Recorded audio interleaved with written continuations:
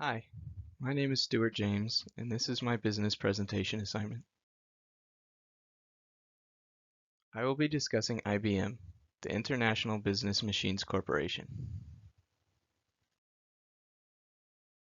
In this presentation, I will first discuss the beginning of IBM and some of their early inventions.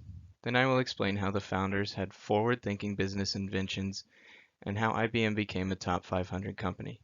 Finally, I will discuss what the future may hold for IBM. One of the original companies before the IBM merger was owned by Julius E. Pittrap. He invented and patented the computing scale in 1885 and owned the Computing Scale Company. Another company was owned by Alexander Day. He invented the dial recorder in 1888 and owned the Time Recording Company. The third company was owned by Herman Hollerith. He patented the electric tabulating machine in 1889 and owned the Tabulating Machine Company. The fourth and final company was owned by Willard Bundy. He invented the time clock. This machine was used to record a worker's arrival time on a paper tape.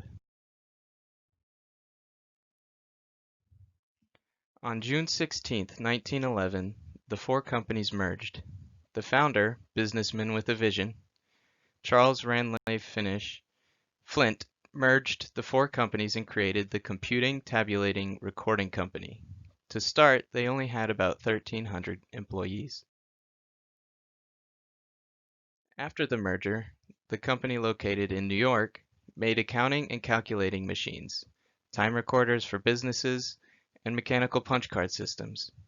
At the time, their focus was more on standard office products rather than being the invention-driven company that it would become later. Eventually, the company began making public address systems for schools as well as a punch card system for the Social Security Administration. In 1928, the company invented the first calculator that could subtract directly. Thomas Watson took charge of the business in 1924 and decided to rebrand it as IBM. He believed in creating products based around customer needs as well as investing heavily in his workforce. Though, through his attention, the company would become a household name. In 1943, IBM invented the vacuum tube multiplier. This experimental machine was the first complete machine ever to perform arithmetic electronically. Engineers were able to process information thousands of times faster than previously possible. IBM continued to grow their products and services. They continued to produce public address systems for schools as well as punch card machines. They also began to produce the very first electronic computing machines in 1943. The Mark I, named by Harvard in 1944, was used by the U.S. Navy to calculate weapon trajectories. It was 51 feet in length, 8 feet in height, and weighed about 4.3 tons. From the 1930s, IBM invested heavily in the research and development of typewriters, including the electromatic typewriter, the memory typewriter, and the wheelwriter system. Eventually, this portion of the business would become a separate division known as Lexmark in 1991. Thomas Watson Jr. took control of the company in the 1950s and switched the focus from the mechanical switches of the Mark I back to the vacuum tubes of the vacuum tube multiplier. In 1953, IBM invented the 650 magnetic drum data processing machine, which was the first mass-produced digital computer. In 1956, IBM invented the first commercially produced hard drive, known as the RAMAC 305 system. It was the size of 2 refrigerators and weighed about a ton. It held 5 megabytes of data at about $10,000 per megabyte. In 1961, IBM invented their first supercomputer. It was nicknamed the Stretch, but the actual name was the IBM 7030.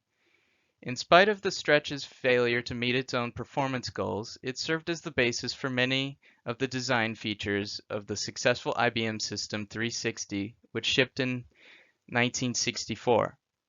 Although it wasn't as fast as they anticipated, it was still the fastest computer in the world from 1961 until the first CDC 6600 became operational in 1964. In 1981, IBM invented the personal computer, or PC 5150. This was intended for the consumer rather than dedicated to business or government. They partnered with Microsoft to run MS-DOS as the operating system. In the 1990s, IBM created the Deep Blue Thinking System, which was an AI technology. This computer was used to defeat the world chess champion Garry Kasparov in 1997. In 2005, IBM experienced a business shift when Lenovo bought out their personal computer division. This pushed IBM's business model further away from hardware and closer to business services. While IBM does not have the cultural reputation for innovation that it once did, it has continued to invest heavily in the area of research and development of supercomputers. Supercomputers are used by businesses, government, and the military. 13 supercomputers, including the top two, are based on the Power ISA used by IBM Power microprocessors. The Summit supercomputer, which is number 2 on the top 5 supercomputer list, was the fastest supercomputer in the world from November 2018 to June 2020.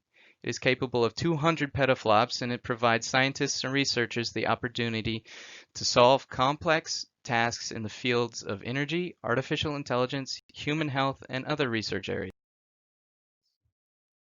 IBM is now working to recreate itself again. It is trying to make the multinational informational technology company they were previously known as into a cloud company. To help with this, IBM purchased the Red Hat company in 2019. One thing is certain, if the company continues to have even a fraction of the drive and innovation they have shown consistently over the years, they will continue to grow and prosper within this fast-paced world of technological advances.